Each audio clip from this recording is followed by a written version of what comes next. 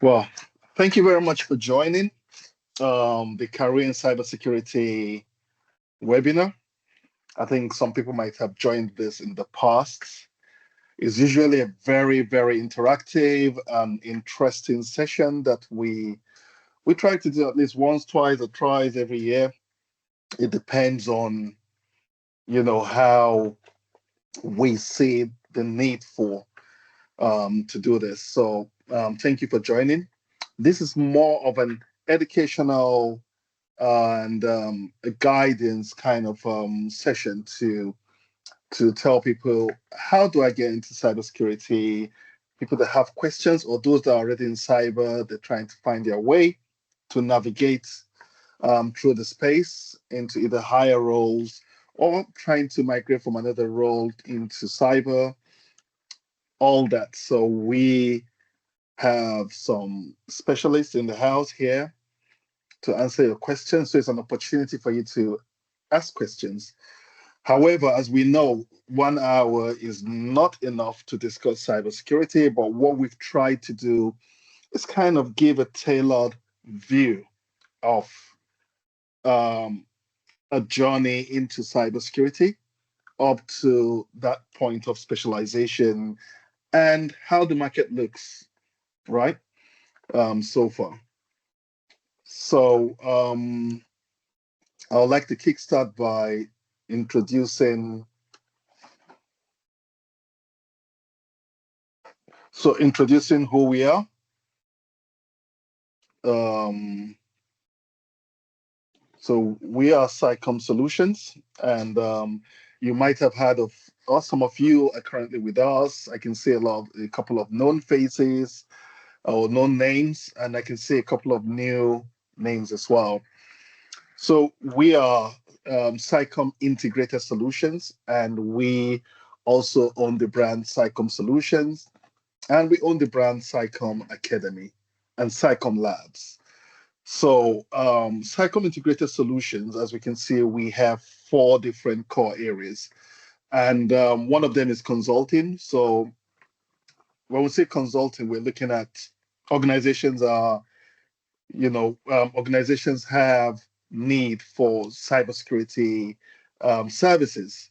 So the likes of SciComm, we can go there, identify those gaps, identify their needs, and we will provide them the resources to do that. Or actually, we could actually take out, they could outsource those cybersecurity services to SciComm, and we'll be able to go ahead and carry those services out with with a charge. And we have what we call the academy, which is the main reason why we're here. We're going to discuss more of academy throughout. So academy is where we have our training, we have our mentorship, we have our work experience. There are a lot of things we're doing around the academy, apprenticeship, and all that. It's a very probably one of the most interesting parts of SciComm. And the next part is resourcing. So resourcing within SciComm is a growing part of what we're doing. And when I say growing, because we're having meetings with recruiters, we're having meetings with organizations to try to understand their needs and how we can satisfy those needs.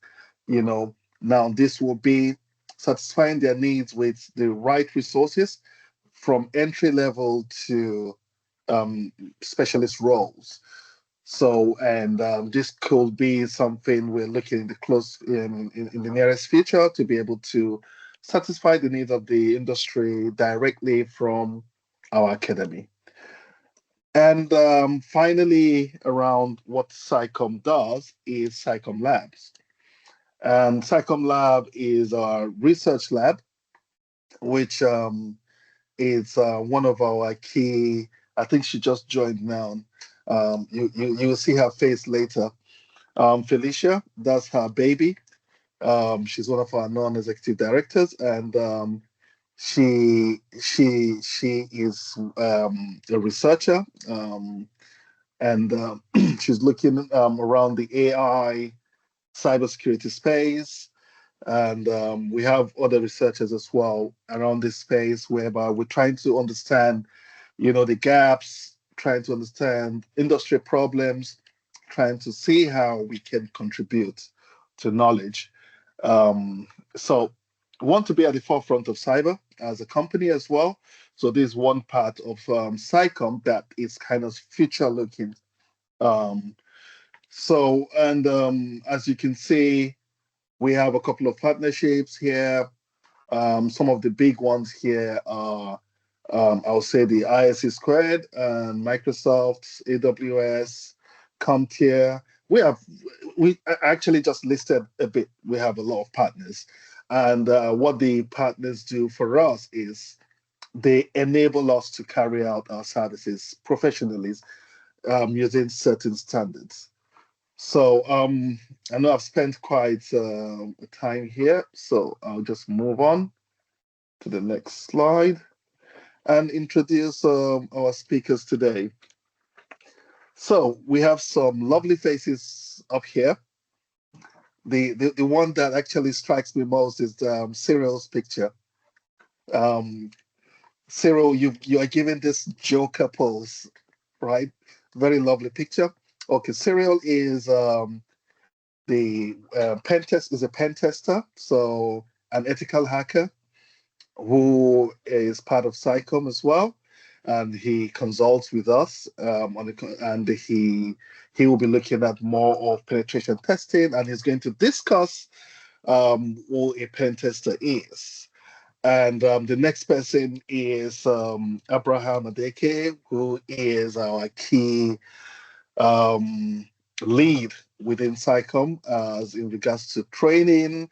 He looks after all our training needs, and as well, he is our lead trainer in regards to getting people into cyber, so entry level, mid level, and he is also on the advanced bit, which he will be looking at going forward.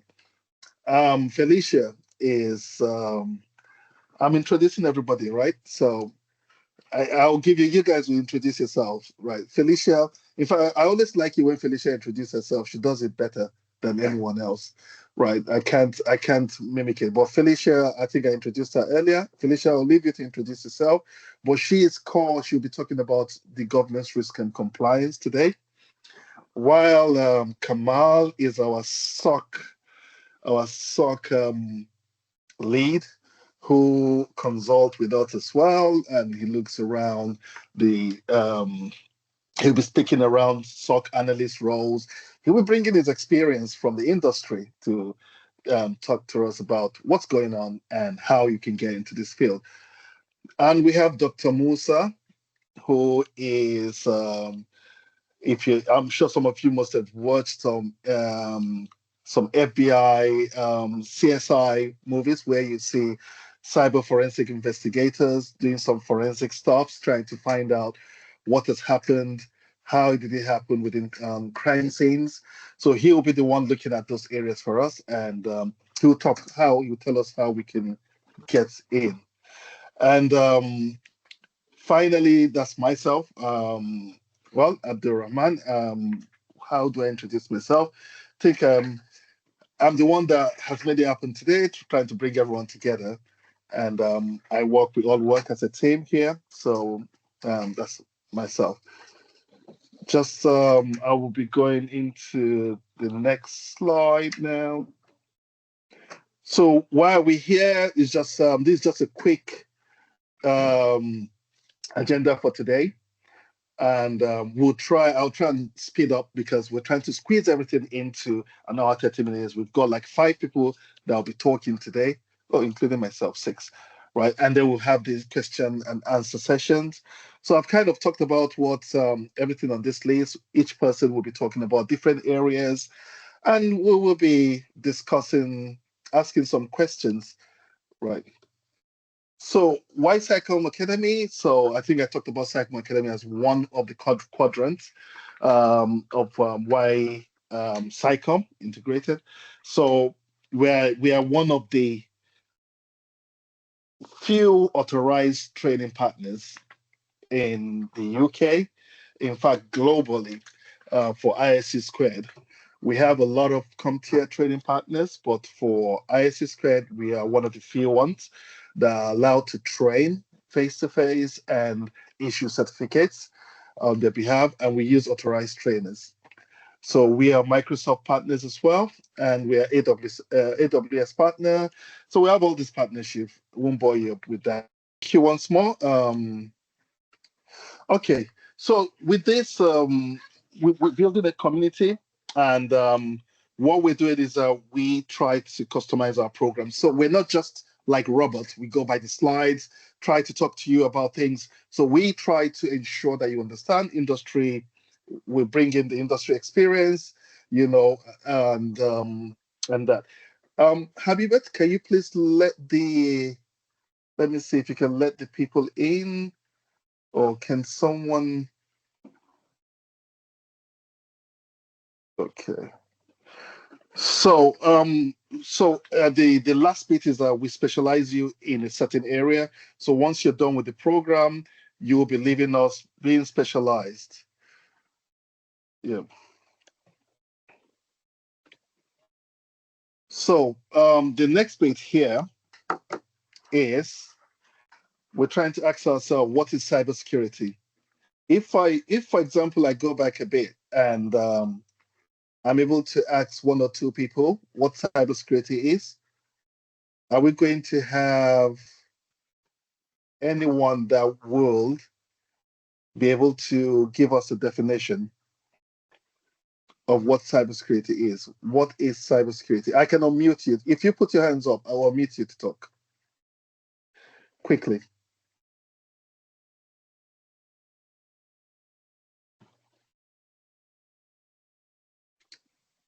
I think I'm sharing. 1 second.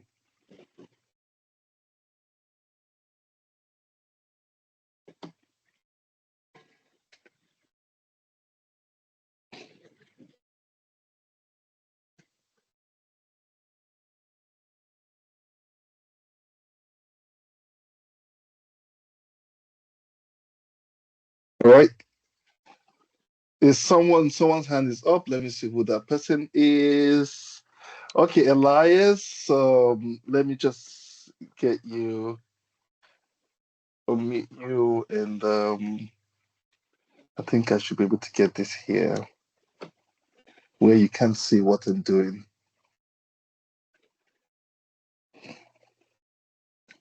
I have a couple of people. Oh, Elias, where are you again? Okay, now I can't see you, Elias. Okay, so let me unmute Olaji. I think the next person was Olu, right?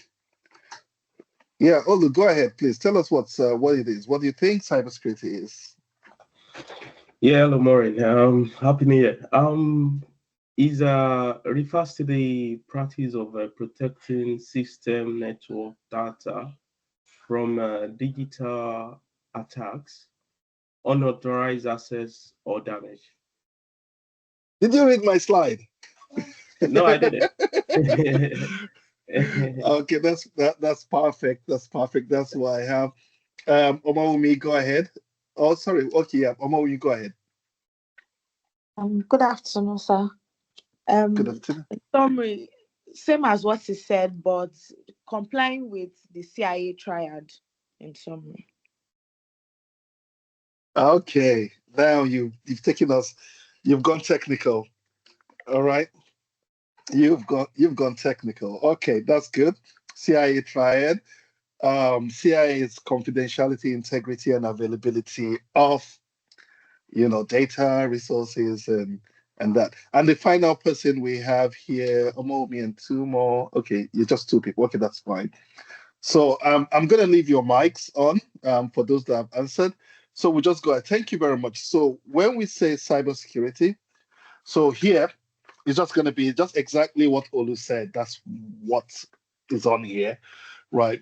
So it refers to any technology, measures, or practice for preventing cyber attack or mitigating their impact. Cybersecurity aims to protect individuals, organizations, systems, application, computer devices, sensitive data, financial assets against simple and annoying viruses, sophisticated and costly ransomware attack, and everything in between.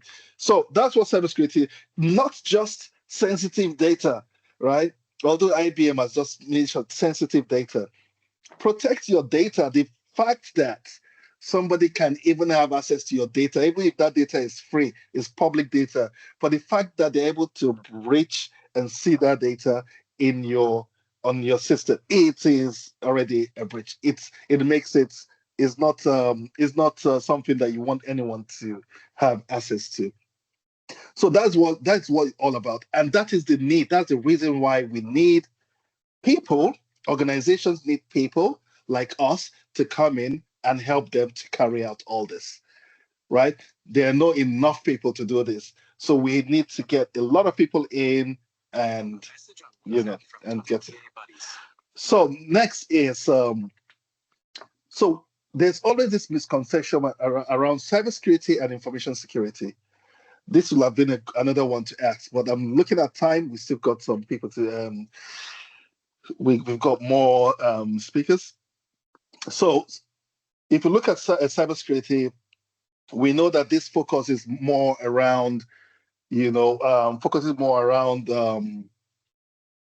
network, your digital, around digital things, network focused, right? This includes things like firewall, antivirus, software, intrusion and detection systems, and all that. While information security, on the other hand, is a broader scope, right? I see cybersecurity as a subset of information security, right? So it covers all forms of information, so physical or digital. So this includes more of the policies, your access control, encryption, and the physical security itself. So there is a lot of people that come back and say, "Oh, what's cybersecurity? What's information?" We can always pick this up after this, but it's a very good conversation. That even in the professional in the professional world right now, people still talk about it. They try to find out, talk more. Now we have an updated slide. Those that attended this last year will have seen that you know we had. I'll show you the comparison from last year to this year. So right now we have an estimate. Now an estimate, what ISC squared does. So I'm sure you heard of the ISC squared cybersecurity workforce study. If you haven't, I'll share the link. You can read. It's a very, very lovely document that will keep you updated as to what is going on in the cybersecurity world. So the workforce estimate is about 5.4 million people working in this field all over the world, right? Asia is growing very fast. Africa is moving. We're growing as well. And I'm sure that for those of us that are based in Nigeria, we know how we've been hearing cyber attacks and all these, the banks, things happening around and all that, the government and all that. Unfortunately, we're going to hear a lot more about that because things are getting more sophisticated. The attackers are getting more, they're getting more sophisticated. So we have Latin America, which is growing very fast as well. Europe is growing, and the workforce is growing. So, and if we look at 20, so now we've looked at the whole workforce, but we now want to look at the gap. So if we currently have about 5 million people currently around, then we're looking at the gap. But this gap, remember, this workforce gap measures the difference between the number of cybersecurity professionals that study, that the study participants that ISC Squared spoke with said, right? The organizations require. So, and as well, based on information that they're getting from people. So they're like, for example, they talk to hiring managers, they talk to people, they say, okay, within your team, do you think you have enough cybersecurity people? Those people come back and tell them, oh, no, we could need more and all that. So don't look at this figure as, oh, I'm saying that we have 4.7 million jobs required in the cybersecurity industry. It just shows that this is the gap from this study. It could be more than this, it could be less. In 2023, what ISC Squared was able to do was to what they got. If you look at Europe, Europe has increased as well with about 40,000. But the bit that is growing the fastest, right, is Asia Pacific. If you look at it, they had 26.4% growth from 2.6 million to about 3.3 million people, cybersecurity professionals needed. If you look at Africa, Africa is growing as well, 11%. And I can tell you, by the time you see 2024, 2025 report, if next year we're here, by the grace of God, we'll all be here, right? Next year, when we're talking about this, you're going to see that Africa might even be the fastest growing, because there is so much happening. So without taking you much into this, so we're looking at some other skills that are needed. So the most sorted skills needed right now is around cloud computing security. So talk even the non-hiring managers and hiring managers. So we're talking about people that, we're not hiring now, but we can tell you what we need or what we will need, and people that are actually looking. You can see that there is a very high potential that cloud computing security is going to be highly sorted for, next to security engineering, risk assessment, application. Now, if you look at cloud security, look at the platform. If you're not into cloud is somewhere you should start looking at. Start thinking about cloud engineering. Start thinking about how the cloud works, how you can migrate into the cloud, how to spin servers around the cloud, how to do that. Now, cybersecurity sits on top of that, because you can't be a good cybersecurity consultant if you don't understand how the cloud space works. So this slide is just for me to put out there. I cannot end this slide without talking about artificial intelligence, right? And machine learning. You can see it down the list at the moment. And the reason why is because it's the ambiguity around AI. There's so many things, the applicability and all that. It's clouding everyone. Organizations are trying to see where does AI sit within our functions? So once we get that, we're looking at probably by this year, a lot of organizations will find out how they can, plug this in, and it will skyrocket to the top. So that's somewhere you should be looking at as well. So workforce insights, we're just looking at 2024 based on, this is just around age-wise, right? So if you look at it, the under 30s, right, in 2024, we only have about 12% of the whole full workforce. So you can see that the younger generation, the younger people are yet to get into this fully, because you will find out that people around 30 to 38 and 39 to 49, these are people that have already been in roles, right, and transitioning into other roles. So they have now come up and said, oh, okay, I want to go into cybersecurity. They learn cybersecurity and they're able to get roles within the organization and keep moving. So if you're getting into cybersecurity and you're very young, below 30, there is still a lot of opportunity. If you're above as well, there is still a lot of opportunities. All right.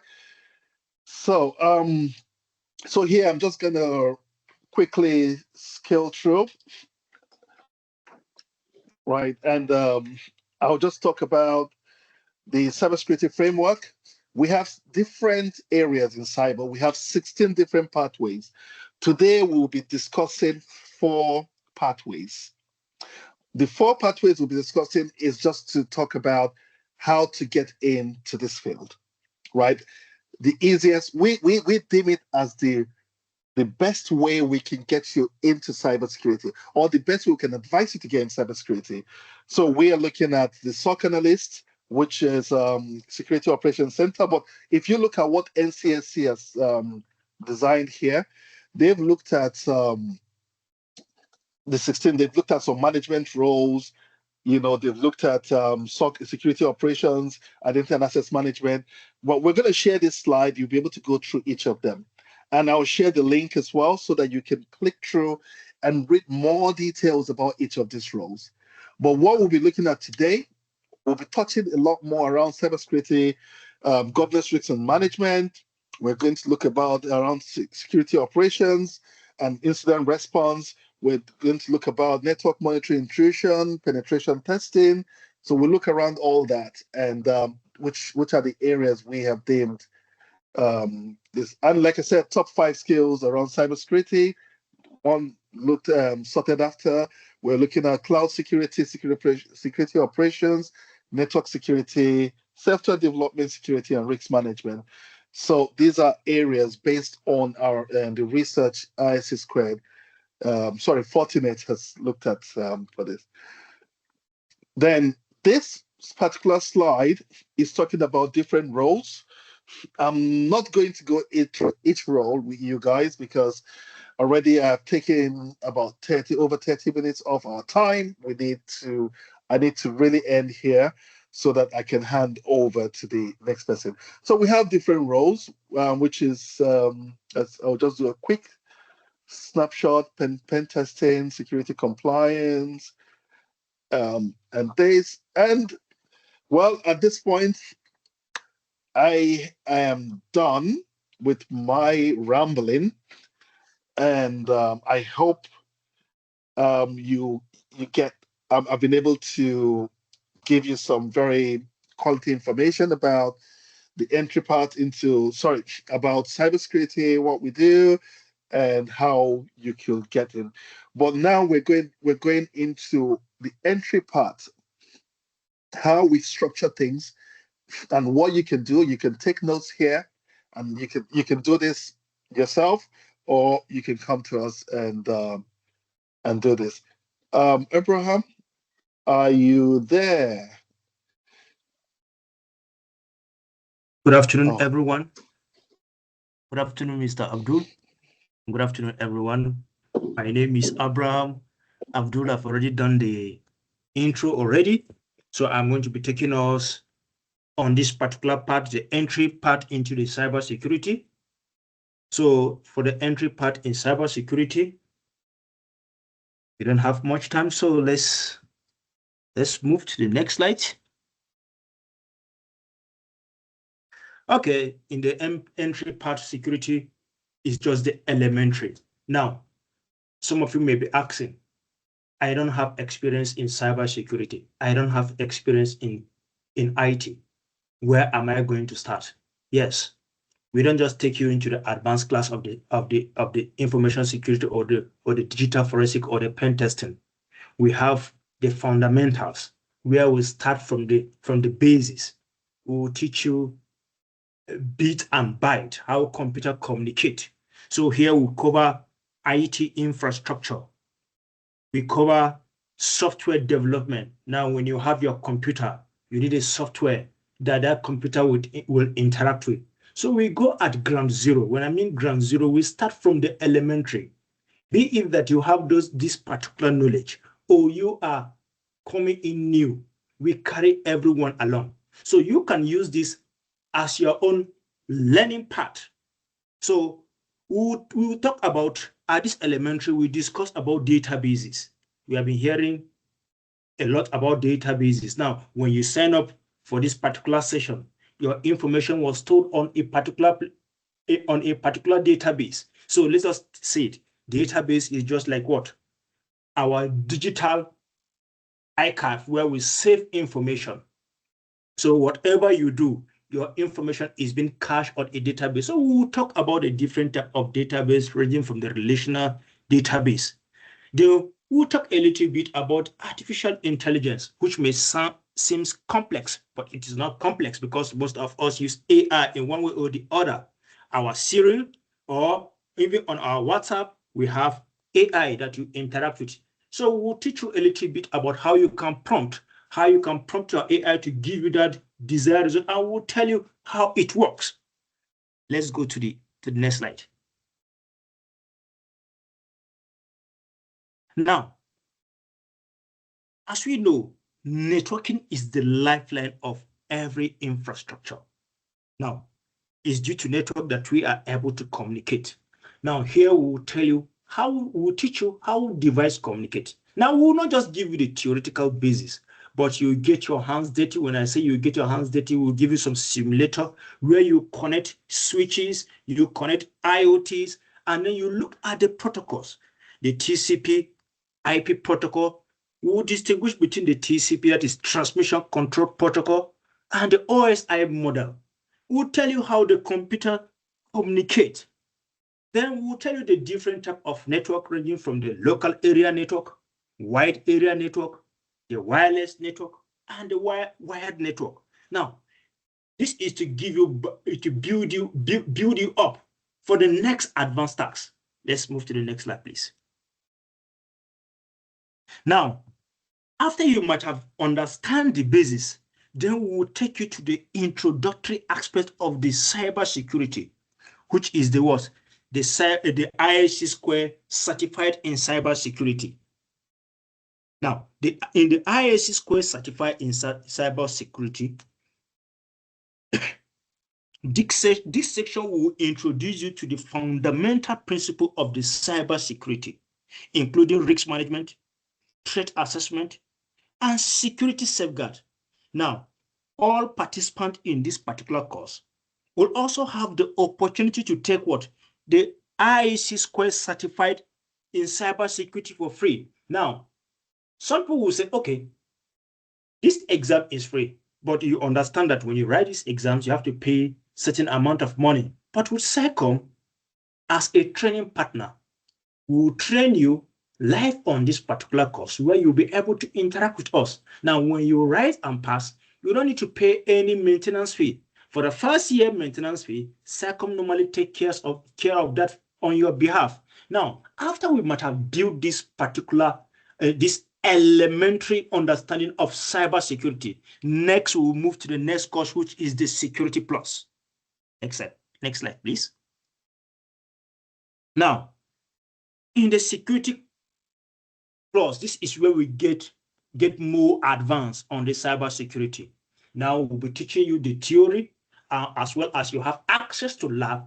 When we teach you this particular theory, you have access to lab where you practice practically what you are being taught in the class. Now, it is good that at this particular stage, you simulate both the theory and the practical aspect.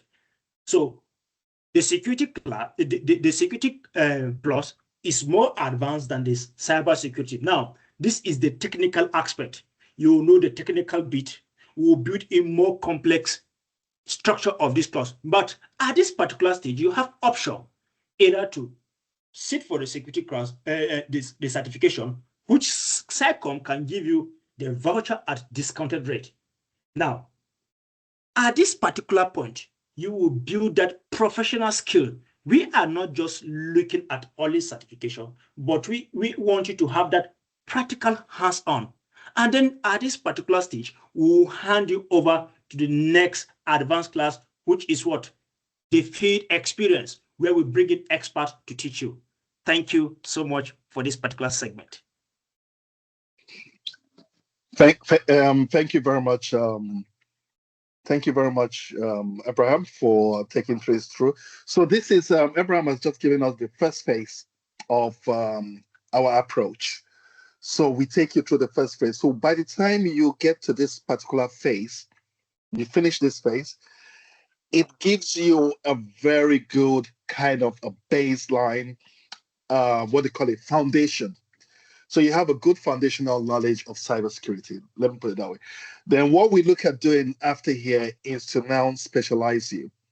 So specializing you will mean that you need to say, oh, okay, Security Plus takes you through so many kind of touches around those 16 different areas. It gives you hands-on on all those areas, networking, this, that, this. So at the end of the day, you want to kind of target a particular role. So this is where our mentorship starts coming in. And then there's a session we call a day in the life of penetration tester, a day in the life of cyber forensic, GRC, and that. So we do that. And then at least that gives you a very good understanding of different areas, those areas we want to channel you into. Then you'll be able to tell us that, oh, okay, I want to become a GRC consultant, I want to become a pen tester and that. Then we now do what? We now hand you over to them. So the next person that will be talking right now will be Cyril. So Cyril is going to be our penetration testing and ethical hacker, who will be training. He will be the one that will be taking our students in that area. So Cyril, I'm not sure. Have I got your mic unmuted? If not, apologies. Hi, good afternoon. Good afternoon. Okay, good afternoon, everyone. It's a pleasure to be here. Okay, my name is Cyril. I'll be walking us through the career as a penetration tester and an ethical hacker. So it's an interesting part. Abdul has already thrown a lot of emphasis on the fact that cybersecurity has different specializations, right? So this is one specialization within cybersecurity called penetration testing, but it's more popularly known as ethical hacking because that's what people are able to relate with. It's a popular acronym that you have. You know, I want to be an ethical hacker. I want to be an ethical hacker. So, but what does it mean to be an ethical hacker, and what is penetration testing? So it's a specialization that allows you to carry out a security assessment on an organization's network, infrastructure, the software they develop, the products they build. You need to test these products and software and networks for weaknesses or flaws. The role of a penetration tester is just like the role of a thief, but an ethical one. An ethical thief, you can just think of all the popular movies that you watch where people try to break into a very secure, infrastructure. You know, for instance, a bank. You have to plan, you have to look at the loopholes, what's the easiest point of entry. You have to think like an attacker. So as a pension tester, you would have to think like an attacker. You would have to wear those shoes. You would have to, you have to train yourself with that mindset, that attacker mindset, that you should be able to find the security weaknesses when people develop things. When someone builds something or when a network is um, built, you would have to find the weak spots within that network, within that software that is built, so that you can advise that, oh, you built this, we found this, you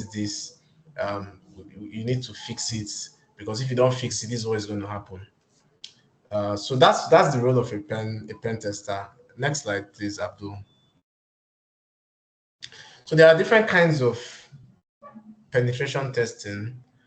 There is network penetration testing, where you are trying to find weaknesses within a network. There are penetration tests you do on web applications, like maybe e-commerce websites, for instance, a website where you have to shop online. You buy things, you put it in a shopping cart, you make payments, or a website that allows you to carry out transactions with your bank. Those kinds of products that are built have a web component that's also public facing to the internet. You can also carry out a penetration test on those kind of um, products. You have mobile penetration testing that is done for mobile applications that are built. All the mobile apps you see on Google Play Store and Apple Store, right? Many of them have passed through a penetration. Let me not say many of them. Some of them have passed through a penetration test at some points before getting deployed to those app stores. We also have the cloud penetration testing, where you have to find the flaws in a cloud environment. Could be Azure or AWS. We have wireless pen tests, where you are trying to access the security of wireless networks. So we have wireless networks that are all over the place, but as a penetration tester, mostly you will be trying to access the security of an organizational network, enterprise wireless network. So we have specific cases where, as a pen tester, you were told to perform a wireless pen test. And then we have physical penetration testing, which is not very popular. You in a physical penetration test, you would have to let me just give you an example of what a physical penetration test is. You can dress like a painter and come to an organization and tell the receptionist that you were contracted to carry out a painting job, that she should take you to the server room or he should take you to the server room where the job is meant to be done, and the person might not make verification and just walk you in, and that's how you gain access physically. So that's a very interesting aspect of penetration testing. Not so popular, but it's also there, and sometimes organizations also request for this kind of assessment to be done. Next slide.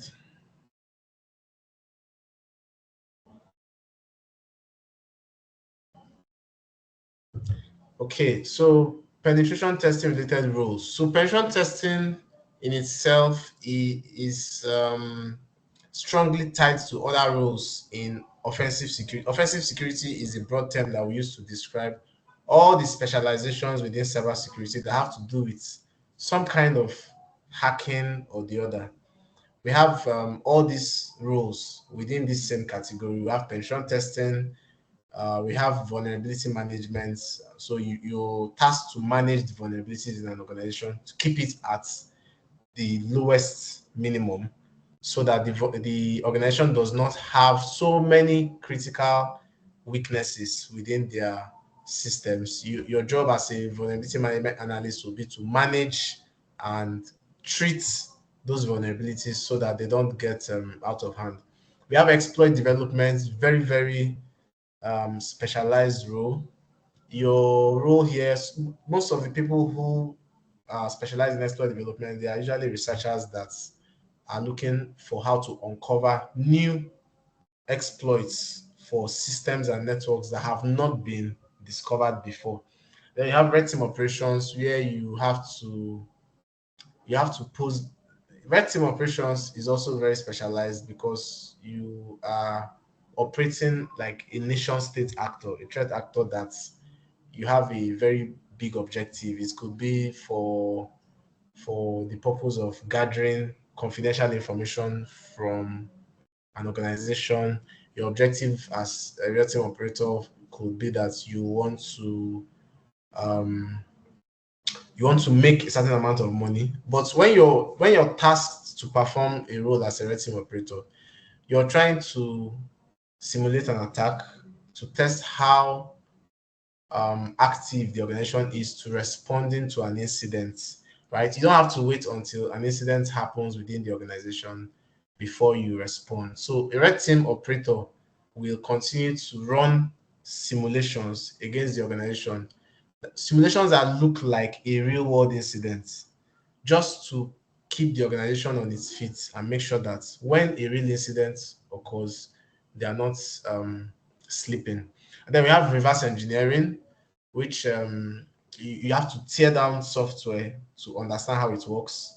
Sometimes some of the computer viruses that are spread around, computer systems, a reverse engineer would have to take a sample of that computer virus and disassemble it so that they can look at the components, how the malicious actors were able to put the components together, how they talk to each other, and then understand how to defend against them.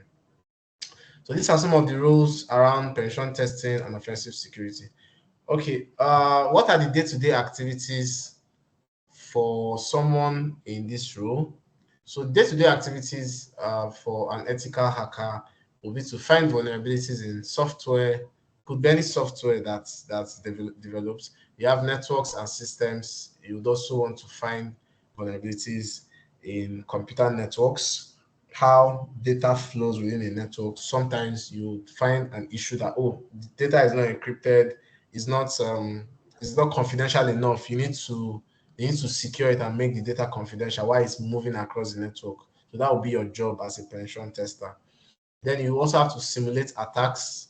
Like I said, you don't have to wait until something happens in an organization. You have to simulate attacks from time to time so that you can know what's wrong, within the enterprise. You provide advisory services on how to fix what you found. So it's not just telling people, I found this weakness, I found that weakness, but you have to tell them, now that this weakness exists, how can we fix it? And how can we even fix it such that it doesn't occur again, right?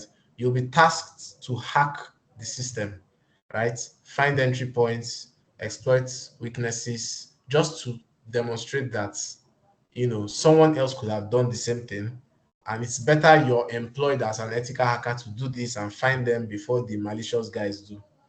You will have to cause the system to do something in a different way, right? When a software is built to do something in a structured manner, your role will be to make it do something that's different from the regular behavior, right? For instance, you're shopping online, and then the structured process is for you to add an item to the cart, check out, and make a payment. How can you circumvent the usual process such that you can add an item to the cart, check out, but not pay for what you added? You're not doing it because you have malicious intentions, but you're doing it because you want to be the first to find the weakness before someone else does, before someone who has malicious intentions does. And then you would also have the task of documentation. You have to write reports, you have to document your work so that people can look at it and understand what you did at that point in time. So that will show a proof of what you did. And then you also need to be able to communicate to different kinds of people, because you're going to be interacting with different teams. You can be interacting with teams from uh, other business areas that may not really be technical. So you would also need to be able to explain technical things to people who are not so technical. These are some of the day-to-day activities of a penetration tester. It's kind of a research focused role, because you have to always be looking out for how to secure stuff. You have to secure IT infrastructure, and then you also have to understand the latest techniques. So it's a role that keeps you on your feet all the time. Abdul, I think that's all from my Oh, own. oh Thank you. yes. Thank you very much, Cyril. I think one of the guys I fear most in the field of cyber are the pen testers, because whenever I'm around them, I'm always looking around what they are doing, and even when I'm at work those days, when I see them around working, and I'm like, okay, they're probably about to do something, or plug in a USB or do something. So I'm always, always, always very careful. So and I remember there was an activity that was carried out. I think this was in Las Vegas. A CEO is this part of one of our activities that I was working within for a finance within the financial sector, and I was leading a team. And um, one of our top executives was in Las Vegas for a conference, and we actually carried the pen test. When you talk about the physical one, and this pen test, a red team exercise, which was meant to break, we were meant to break into his room and actually get some very, very confidential information. And well, some people got arrested, unfortunately. The hotel found out, and they got arrested by the police, and we got to find out that, okay, well, it is a red team exercise. They got let off. So it comes with its own risk, because at times when you want to carry these out, These are kind of, we simulate real life activities that could happen. And so far, right now, this is one of the fastest growing areas as well in this emerging countries. Like, well, I'm looking at Africa, Nigeria to be more specific, right? We're getting a lot more pen test roles, pen test contracts coming because we have a lot of fintech coming up. They want to go into the real world and they want us to check if they are ready, right, to go in there without being hacked.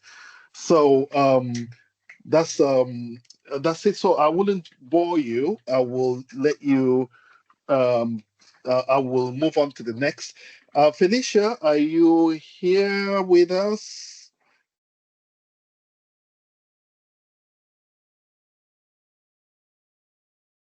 So, hello, Felicia. Remember, I did introduce you, so there's a lot you have to do for us. Let me see if. I'm not sure. Is Felicia here?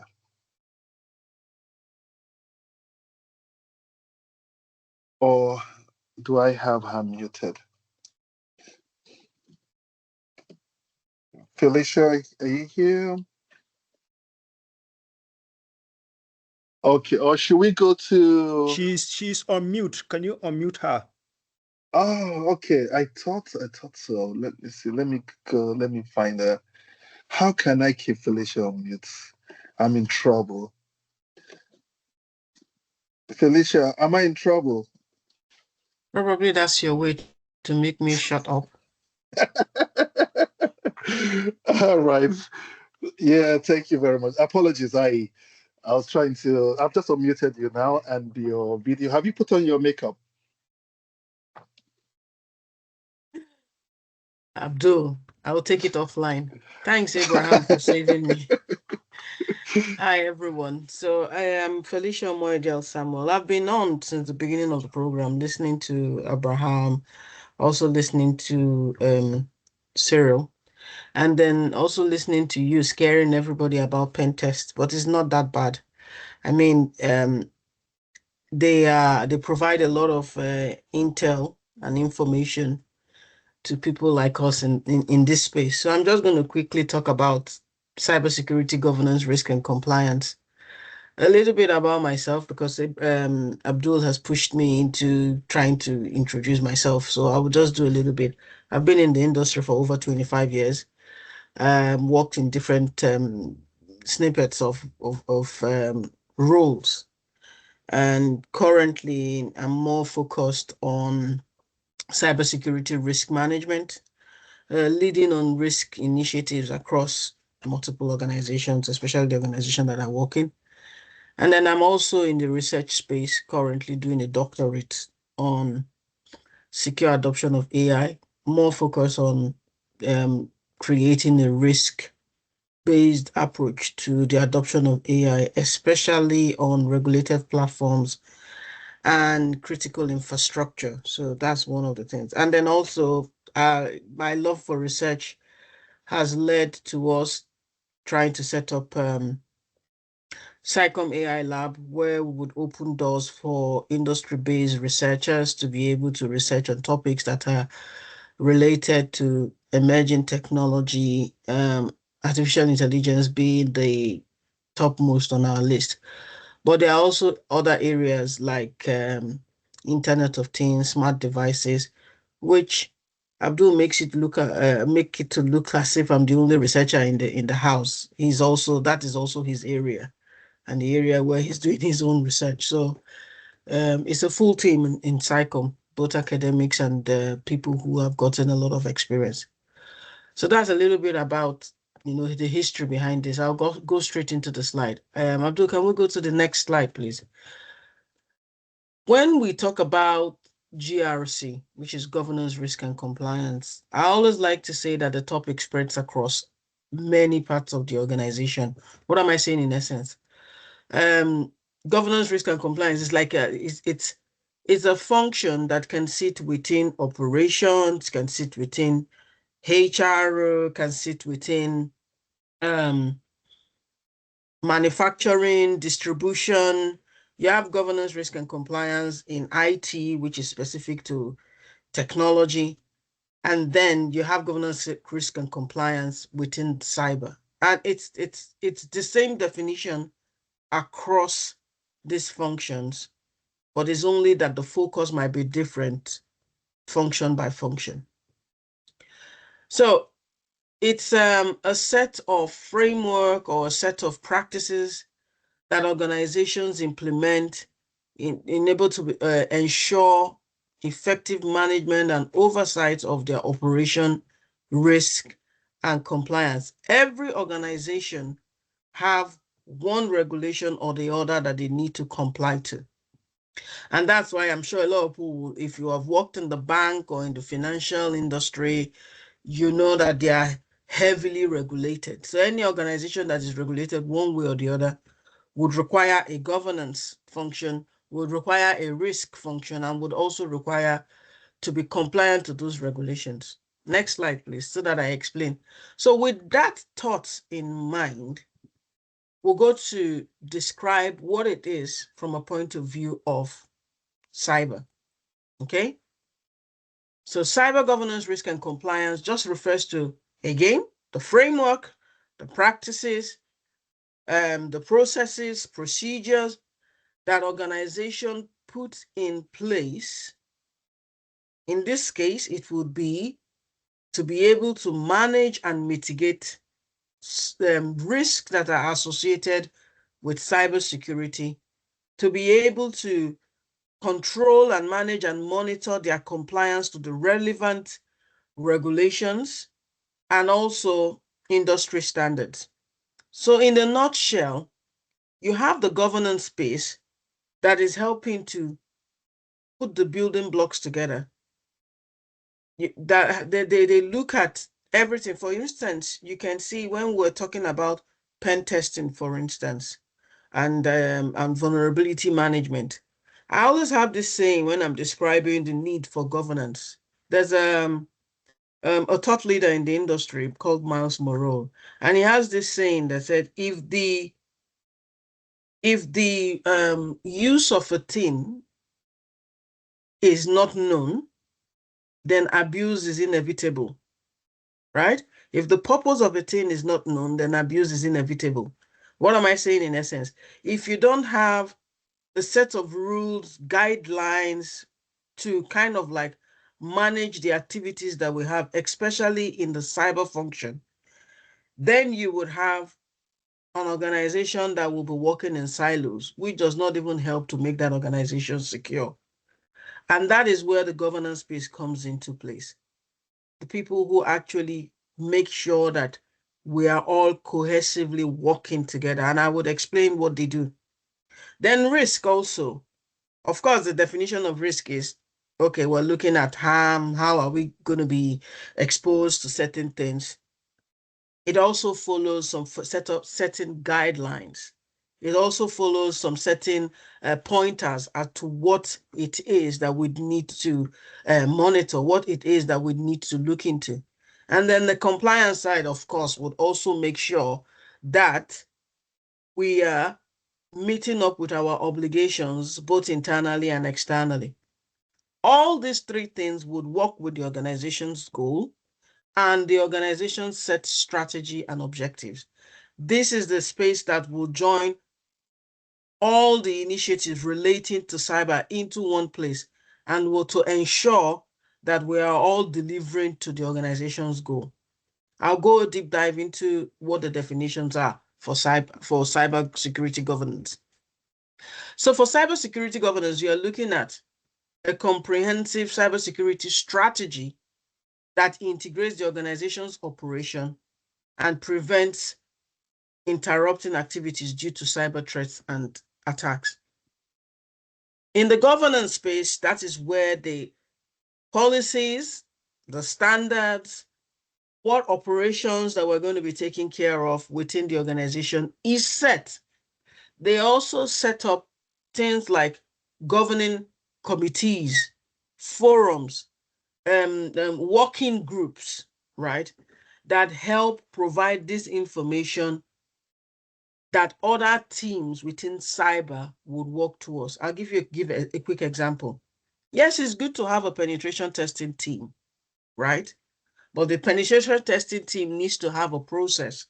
Those process needs to be measured. The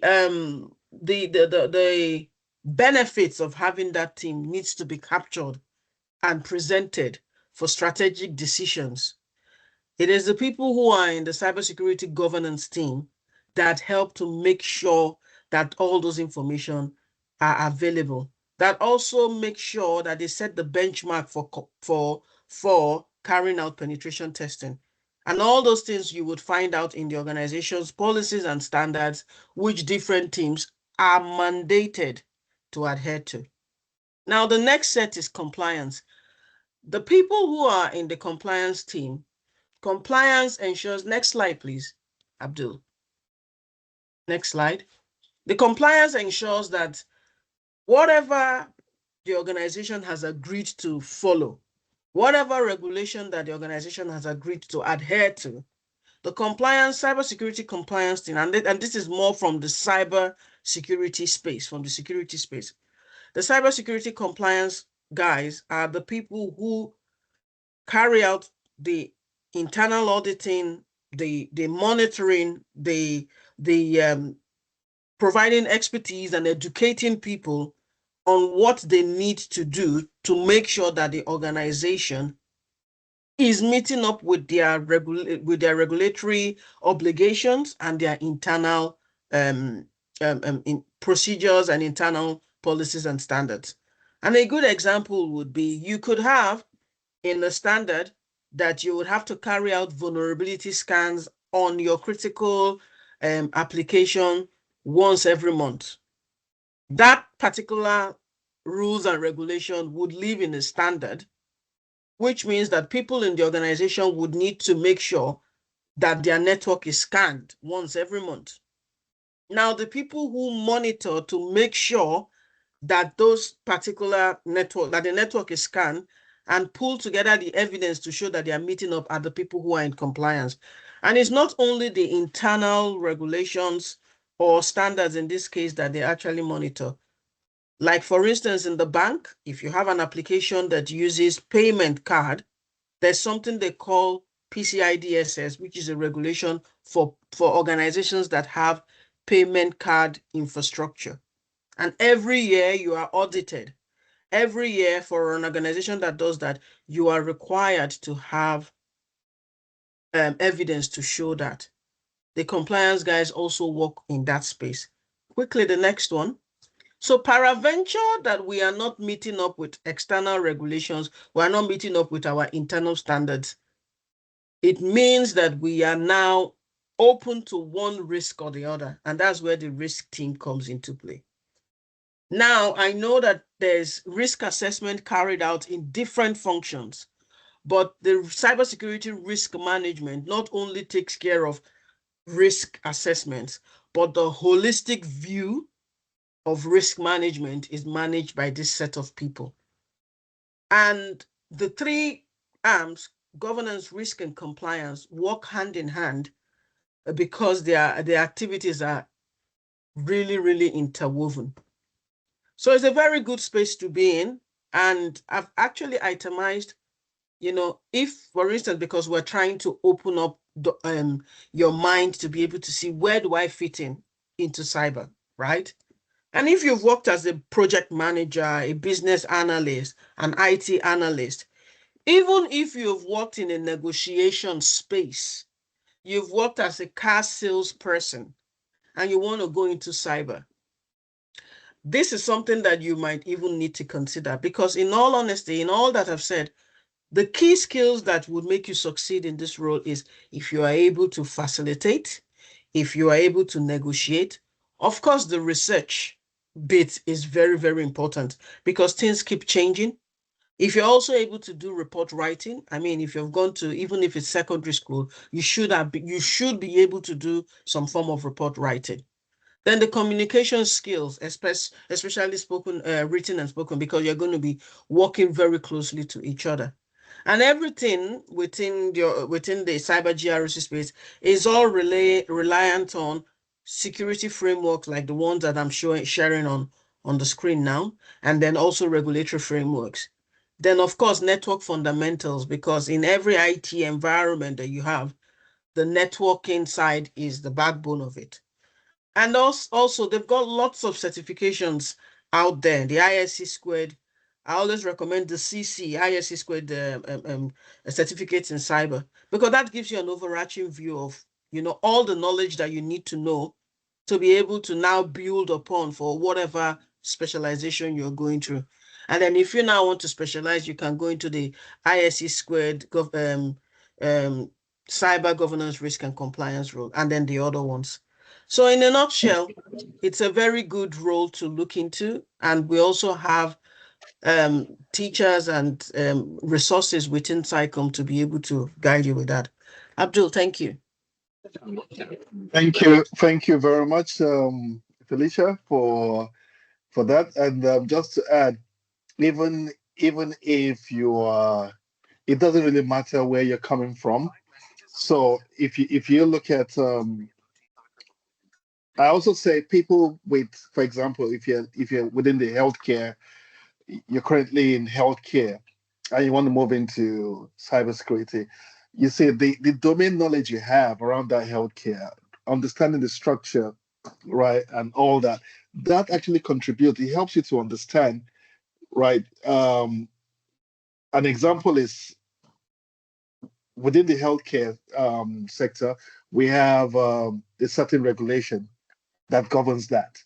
So it's something that you can always pick up, understand. When you start reading through that one itself, you kind of understand based on the domain knowledge you have, So it doesn't really matter, where you're coming from, is where you're going to, your mindset as to where you're going. So the next person that will be introducing will be Dr. Musa, and he will be taking us through cyber forensic. But let me just be very sure I have unmuted him.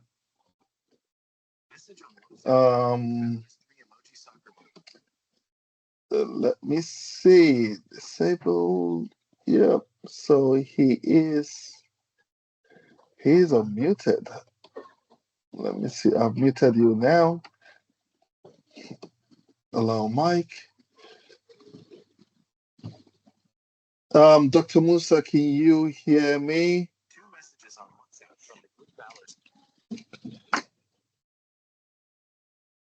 Can you hear me? Let me see. What's your username?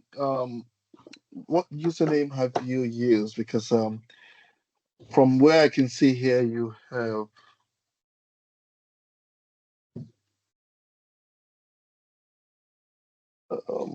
I can see Dr. Musa Mohammed here, which I have unmuted.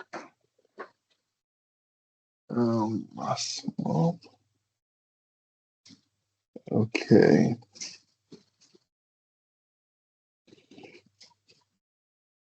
Apologies, everyone.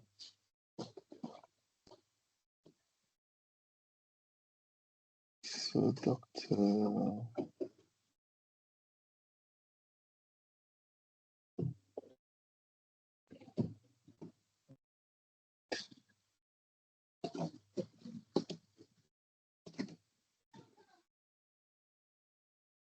Just bear with me, please, while I just so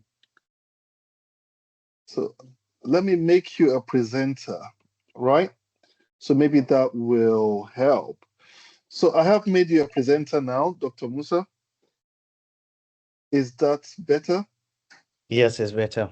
Thank you. Oh, great. Thank you. Yeah. Hello, afternoon, everyone. Yes, Abdul has introduced me. I'm Musa Muhammad, and I'm going to go through the life as a forensic investigator. So I'll give you an idea about what we do on day-to-day basis, or if you find yourself to be a forensic investigator, what you will be doing on daily basis. Can we move on to the next slide, please? Sure. Yeah, I can see the time is approaching. We have around 14 or 15 minutes left. I'll try to finish this session in 10 minutes. First thing that I'm going to discuss about with you is the digital forensic overview. So we first need to understand the definition of forensics. What is a digital forensics? Why is it named a digital forensics? And what do we do as a forensic investigators? So digital forensics, what it involves, or what would, it's simply, we can simply define it as a investigation of digital devices to identify an evidence that we're going to present in a court about an individual, let's say within an organization, an employee, let's say insider threats, an employee committed a crime or committed an offense within an organization. So something like Felicia has already mentioned about the compliance, legal stuff to be within an organization. So let's say somebody did not comply with organizational rules. Let's say about a software. We were asked not to install certain softwares, and I got access, or I have a I know someone within the team, other teams, let's say a penetration tester. I try to work with them and tell them like, okay, allow me to install, to configure this kind of software. Allow me just do the risk team did their risk assessment, and I've got the penetration testers carry out the penetration testing on those softwares and so on, and allow us to just have it done on the device. So something like that. And it's illegal. We did not follow the certain rules or policies or standard of the organization. So what we do as forensic investigators, we can carry out the forensic investigation on those digital devices, identify what has been done, then identify those evidence, preserve it, analyze it, and also we present it in a court for investigative purpose. So what we do as forensic investigators is we carry out a forensic investigation, which is investigation about what happened, how did it happen, and what is the final outcome. And as a forensic investigator, you are expected, when you carry out the forensic investigation, you need to document all your findings along with the steps that you have followed, because it's something that can be applied by even a layman. Somebody who is not a forensic investigator can also follow the same steps that you have done, given the details of the softwares that you have used to carry out those investigations. In terms of objectives of forensic investigation, it's some of the objectives are legal evidence. So we're working as a forensic investigators to legally find an evidence and present it to a court of law. And in terms of the branches of digital forensics, we have different types of investigations that we carry out. So usually we carry out some forensic investigation in relation to hacking, which is a criminal activity, and identity theft. Let's say, for example, somebody steal your ID. So we do carry out a forensic investigation on that. And in terms of the civil, we also carry out an investigation on the intellectual property theft, as well as contract breaches. In terms of corporate, we do investigation about the employee misconduct, insider fraud, and also we carry out an incident response within an organization point of view, looking at the security breaches, or if there is like a malware compromise on our systems. So we do carry out a forensic investigation. So this is something that we work hand in hand with Security Operations Center, Security Operations team, where if we carry out an investigation on a, let's say, investigation of alerts, and they've seen that it's a malware, so they come to us, we carry out the forensic investigation to see how the malware entered into the system and so on. So in terms of forensic investigation, like other areas, it has a lot of branches. So it has wide branches, which is like a computer forensics, which is the disk of a computer or a USB drive or any external drive that will be plugged into a computer device. So we carry out a forensic investigation of that because it's a digital device and so on. So in terms of tools and challenges in digital forensics, some of the tools that we use to carry out a forensic investigation, we have imaging tools, which is an FTK imager, for example. We have EnCase, and in terms of analysis, we have tools like autopsy, X-rays forensics, as well as in terms of network forensics, we have a Wireshark, Snort, and in terms of mobile forensics, we have additional tools. So all those tools, these are the tools that we're going to, so when we're going to train you in terms of forensic investigation, these are the tools that we go through. We'll have a hands-on experience about these tools. We'll deep dive into these tools, showing you how to use these tools one after the other and how you can carry out a forensic investigation. And it's pretty good tools to work with. In terms of challenges, in terms of forensic investigation, we have data volume complexity, and complexity, because you may be asked to carry out a forensic investigation of terabytes, large amount of data. Let's say you've been given a 2 terabytes data to carry out a forensic investigation. So that is what makes it a bit challenging, because it's something that is going to take much of your time. You need to capture the image of that, or you need to capture that data. Then you need to save data, you need to preserve data and carry out a forensic investigation on that data.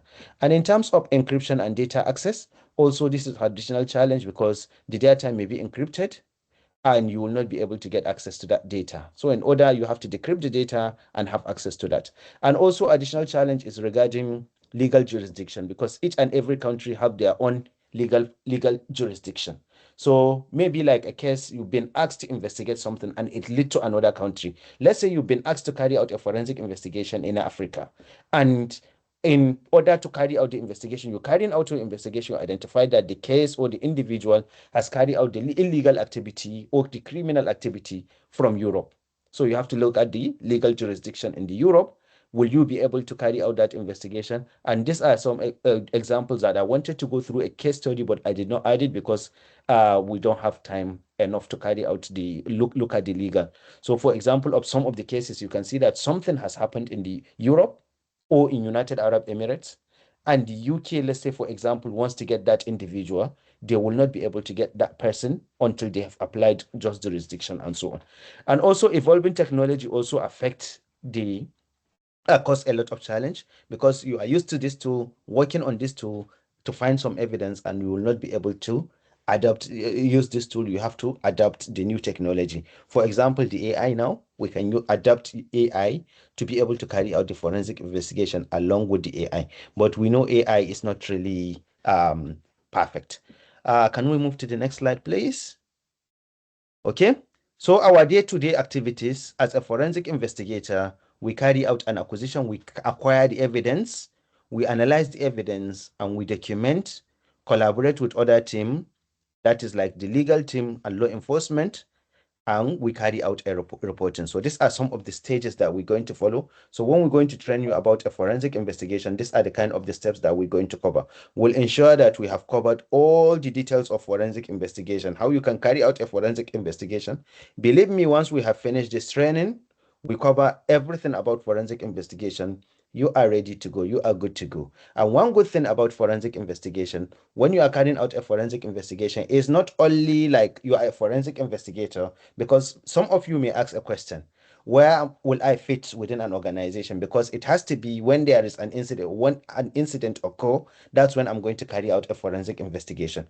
The good news is you can work with the Security Operations Center team. You will be carrying out your forensic hunt.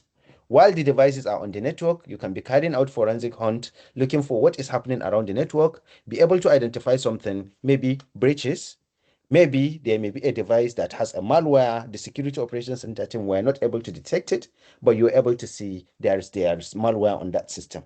So it's something that you'll be working within an organization, and it's a continuous process, and you have to apply all these methodologies. So these are the kind of things that you will do as on day-to-day basis, looking at the evidence and carry out the forensic investigation.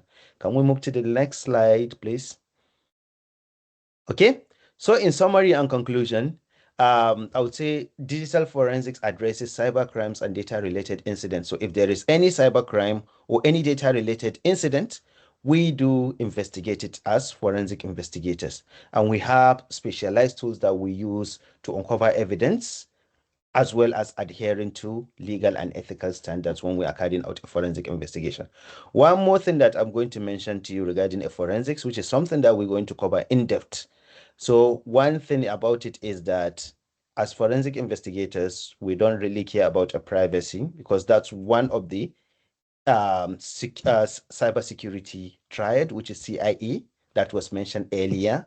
So we don't really care about the privacy, because it's something that we carry out an investigation and we can get any information and we are allowed to carry out all those investigations. So the case study that I want to explain, I will not be able to go through the case study because of the timing.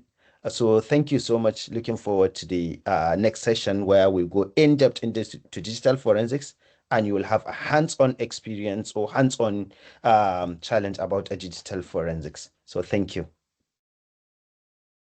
Thank you very much, Dr. Musa, Thank you.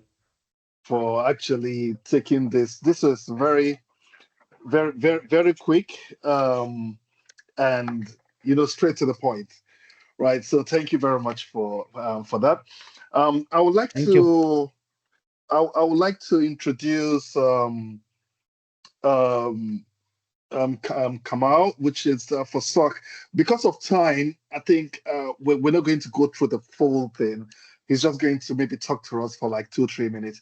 In fact, if possible, if you want to share slides, but I would say just talk about who a SOC analyst is, and just quickly give us those information. Kamal, have I unmuted you? Hold on, let me stop sharing this. So, Hello? oh yes, Yeah, can you all hear me? I can hear you. Okay, trying to see if I can get my camera on, right? Since doctor said when it comes to forensic, they don't care about privacy. Yeah, but doctor, can you permit me? My camera is not coming on for today. Yes, thank you everyone. And yes, everybody has spoken. After the doctor, what else can I really say anyway? So I'll just quickly introduce myself as Abdul have said. My name is Kamal Lawal, and I work as an IT security analyst. I've got the slides to share anyway, but I'm conscious of time, so I'm trying to see what can I share really on this one, right? Can you all hear me? Hello? Yes, Okay. we can hear. Yes, I let me see. I can just share the slide, even if it's not, and quickly I can talk through it. Yeah. While you're doing that, can I quickly ask the audience that we probably will overrun? We actually started late, right? We started about 10 minutes after, but this has been scheduled to last for about an hour, 30 minutes. So we will overrun with about 10 or 15 minutes. If you can be patient with us and stay, so that we can, there's still some very few things we just need to share and that. All right. Oh, that's fine. Carry on. Thank you very much. Okay. Mr. Kamal, you can go ahead, please. All right. Yeah. Let me quickly see if I can also share my slide. Share screen window. A moment. Whiteboard. Share screen Windows top. Screen. Can you see my screen? I hope I'm sharing the right screen. Yes, I can see a slide, a day in the life of a SOC analyst. Oh yeah. So quick one. I'm just going to run through that really, just to save us time. Yeah. So like I said, my name is Kamal Lawal, and I work as IT security analyst. I am ICT Microsoft certified trainer, and I'm going to talk about insight on the daily responsibility of a SOC analyst. So I'll quickly move my slide through. Moving to the next one. Yeah. Can you see my screen again? Yeah, I can still see a day in the life of a SOC. Okay, yeah. What is SOC now? Okay. So I'm going just to run through what is SOC. SOC is a centralized unit where we monitor, detect, analyze, and respond to any cybersecurity incident, really. So you have set of people looking at a big screen and just trying to have idea of what is happening within the organization. It actually operates for 24/7. because there's no time for the bad guys. So we always keep our eyes on just to see if you can detect anything. So mostly SOCs operate 24/7. In a different organization, you have it like a shift. Depends on how the organization is set up, but mostly you have to cover the entire area for 24/7 monitoring. So I'm moving to the next slide. I'm quickly just rushing through it. Role of a security analyst. The key responsibility is expected of a SOC analyst. The first one on the list is monitoring security alerts. Because there are threats all the time, we constantly watching security dashboards and alerts just to see if there's anything we need to probably triage, or if there's any incident we need to work out through. So as a security analyst, you have to monitor security alert. Another next, we also do threat detection. We identify suspicious activities or potential breaches. As a SOC analyst, you're expected to do that.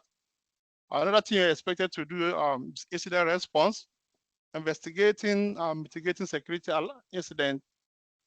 Another thing you're expected to do is to actually analyze logs from different security tooling, be it firewall, servers, SIEMs, other security tool. You just go in there, do some log analysis, identify if there's an incident or is an event. So as a SOC analyst, those are one of the what is expected from a SOC analyst.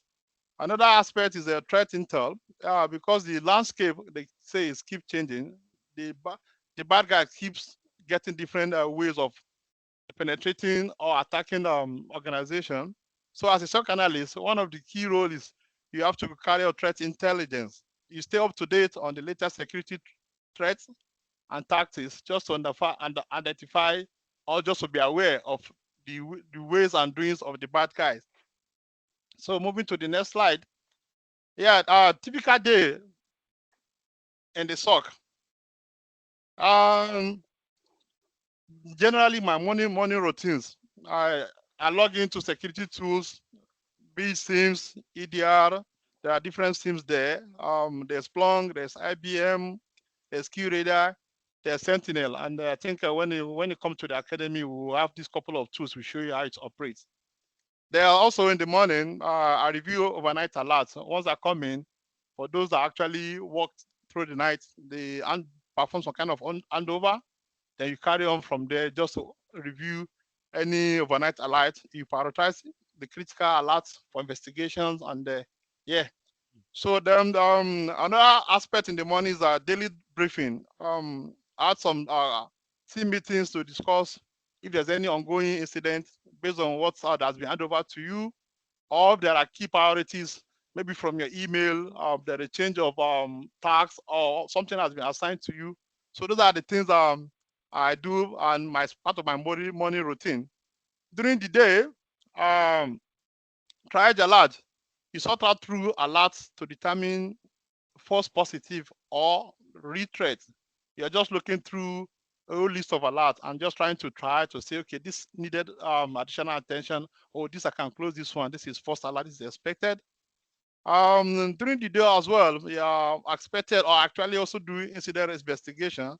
This is when there's an incident. You deep dive into suspicious activities using various tools, Wireshark, EDR solutions. There are different tools. All these tools will expose you to when you come to the academy. There's also the response actions. If you identify there are IPs that are malicious that need to be blocked, you can work with different teams. You can do try to see if you can if there's any vulnerability that has been identified, how to close on that. So part of that is what I do during the day. Another aspect I do is of threat hunting. I think Doctor also mentioned something about threat hunting. You're proactively searching for any hidden threats that has not been detected by your tool. So you do some. So we'll take you through all those capabilities. Then also during the day documentations, if there's any incident, I'll come up with reports, detailed the actions taken, lessons learned, and if there's any gaps within our standard of procedures, just try to update that as well. Then typical of afternoon/evening, continuous monitoring. Just have to keep on monitoring, keep watching for new alerts and responding to any threat in real time. Another aspect I normally worked on during the day and afternoon or in the evening is collaboration. They are working with IT teams and other departments just to identify if there's any gaps within the tooling based on your monitoring, whatever you've actually identified. Maybe they are violating our policy. You just look at walk around with them to see what's the best way to make sure their task is being carried out securely. Then during afternoon and evening, training and research, I stay up to date on emerging threats, improving on my skills. So those are the things that are the typical day in SOC. Quickly, I'm also going to move to next slide, where just detailing the tools and technologies that actually you find around SOC team. SIM, there are different vendors for SIMs. I mentioned earlier, Splunk, QRadar, Azure Sentinel. The EDR and XDR, there are different vendors as well. CrowdStrike, Sentinel, Threat Intel platform, there are different vendors as well. I've got Threat Connect. The forensic, I think Doctor has mentioned about forensic, but if there's also Wireshark and other tools that can be used. And if you also you find yourself in an environment where there's automation, there are SWAT platform for automated serial response.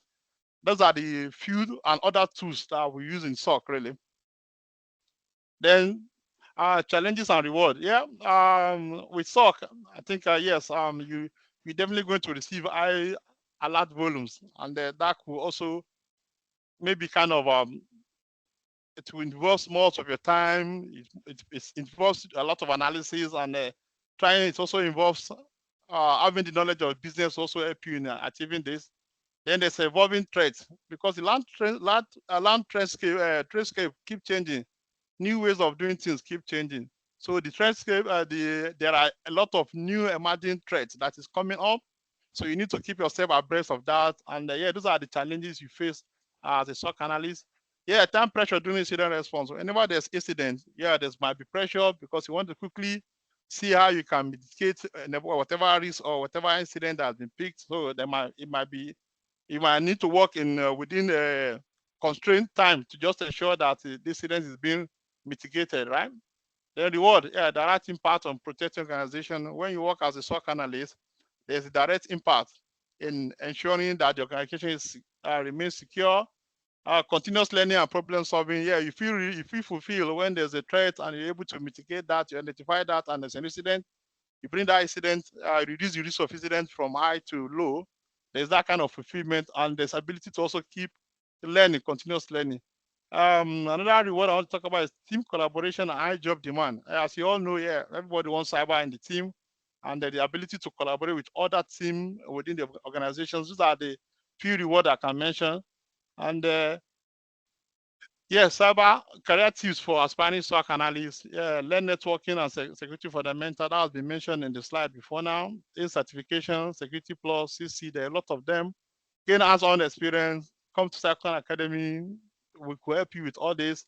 Stay focused and informed. And that's going to be me. Thank you for the attention. Any question? That's my last slide. Sorry, I was just rushing through this.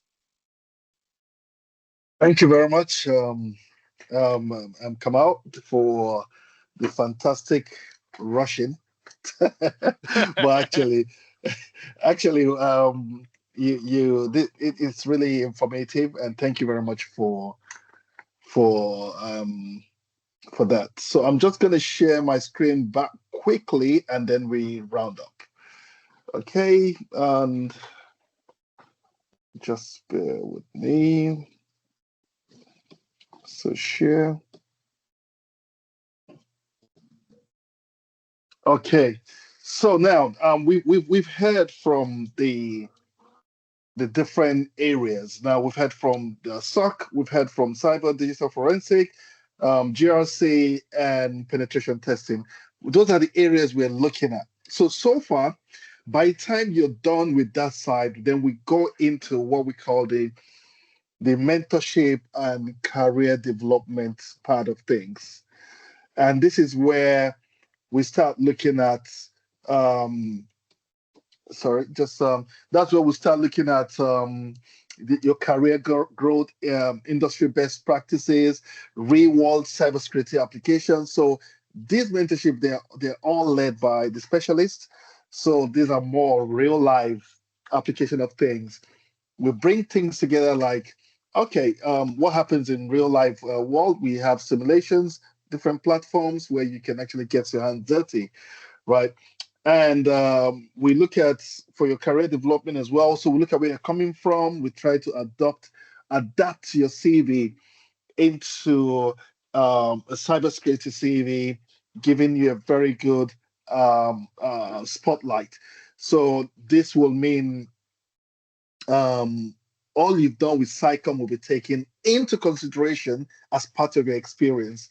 So, and the certifications we will have written, all that will help to build.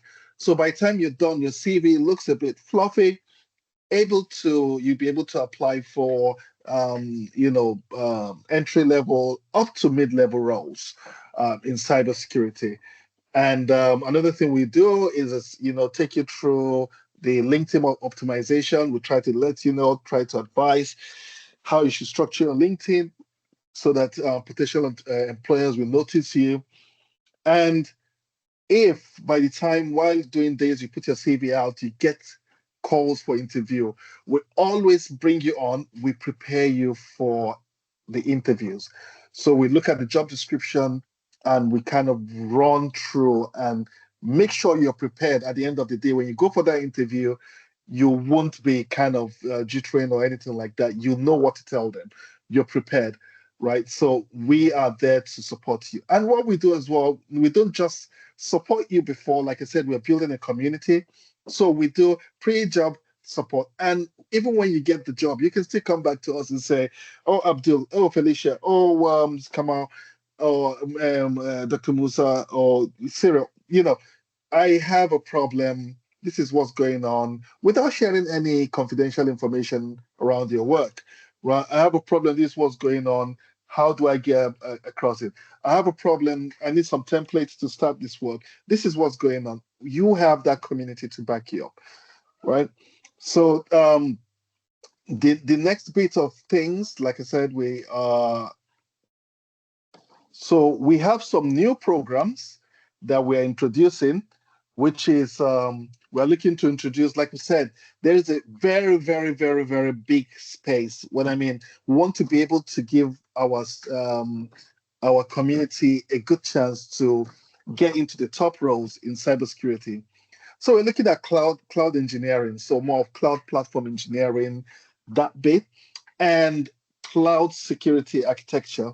So we're trying to start ensuring that we're able to put cloud security architects out there to the field. So this is something that we're looking to launch, and this will be in the first quarter. So hopefully before March, we should have our first set running on this.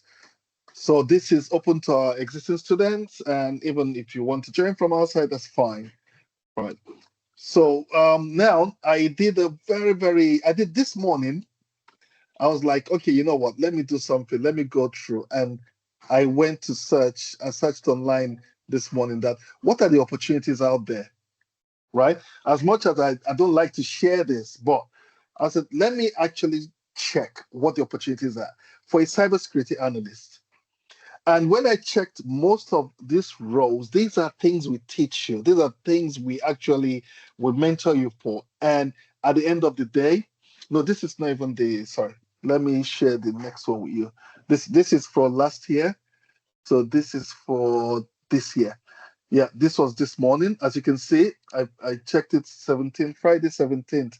That was when they posted this one, right? So it's a cloud security engineer, Azure, identity and access manager, privileged identity management. I know there's someone on this call who's gonna scream on this. I saw him joined earlier because this was what by the time he finished with us, this was the sort of role he got employed for. But he had to put so much work into it, right? So the point of this is there are opportunities out there. As you can see, these are things posted, right? So I don't come here and tell you that, oh, I'm going to get you a £400 per day job. I'm going to get you we're going to get you a £500 per day job. No, even if it's a 27K a year job a year job you get as an entry level, I always advise, focus on the experience. The money will always come. Focus on the experience. So I'm only sharing this to say that there are jobs out there, right? There are so many jobs out there that you can, always go in and apply for. Some of them, they're sponsored. Some people are within the healthcare, whereby they're working within healthcare and they want to transition into the IT cybersecurity side. These are a great opportunity for you, given the salary structure now. Great opportunity for you to change from that bit. I'm not saying healthcare is not good, but I've seen a lot of people that want to change. You could be in another role. It could be HR. It could be I think there was one Felicia used earlier, but anyway, so you can always transition, right, into this role. And the growth pattern, the growth within the cybersecurity is so much. You can grow into the C-suite level. So it's like the sky is the level, the sky is the limit, right? So, and after this, now, I think this is the end of my slides. And I would like to say thank you. And Felicia, put your camera on. And Musa, okay, because I'm sure we're going to have some questions coming through. Anyone wants to ask questions, just put your hands up. I will unmute your mic. Let's see, questions. I know we've overshot by Sheon wants to ask question. So let me unmute you, Sheon. Disable mic. Oh, I think your mic is enabled. Sheon, are you able to enable your mic? Are you able to talk? Okay, hold on. Let me do this. Just bear with me.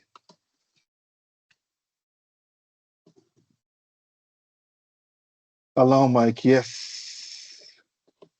I've allowed your mic down, allowed your camera if you want to come on. Okay, Sean, you can go ahead, please. If you have questions, just put your hands up.